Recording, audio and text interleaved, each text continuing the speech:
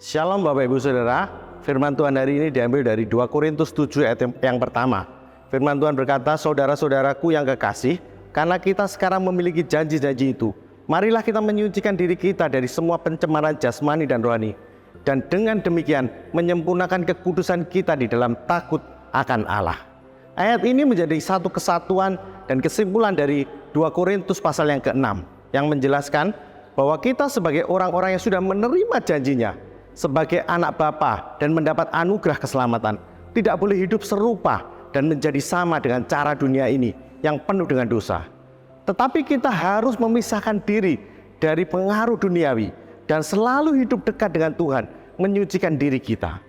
Paulus dengan jelas mengatakan bahwa orang-orang yang telah menerima janji karunia Allah harus melakukan pemisahan diri dari perbuatan dosa, seperti nafsu dunia, pencabulan, kecemaran, penyembahan berhala, kepentingan diri sendiri, kedengkian dan pesta pora, sehingga kekudusannya semakin nyata dalam kehidupan mereka.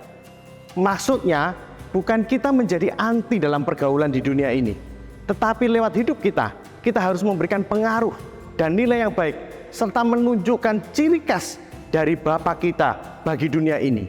Ini bukan pilihan saudara, tetapi keharusan bagi kita. Kalau Dia Allah yang penuh dengan kasih, maka hidup sehari-hari kita harus penuh dengan kasih.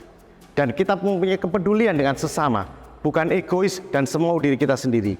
Kalau Kristus tidak berbuat dosa dan hidup kudus, maka kita harus mengikutinya. Bukan karena takut hukuman, tetapi kita mengasihi dan menghormatinya.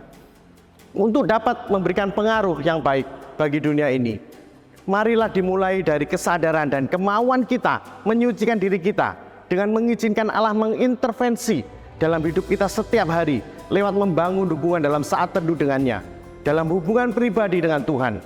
Selain itu, kita dengan kesengajaan membangun komitmen hidup menjauhi dosa dan hidup dengan sesuai dengan perintah dan firman-Nya.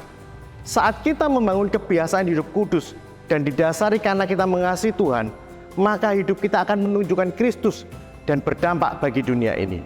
Bapak Ibu Saudara, menjadi manusia baru adalah sekali untuk selama-lamanya melalui percaya kepada Kristus. Tetapi proses untuk menjadi manusia baru adalah peristiwa yang akan terus-menerus diperbaharui untuk menjadi serupa dengan gambarnya. Tuhan Yesus memberkati Bapak Ibu semua.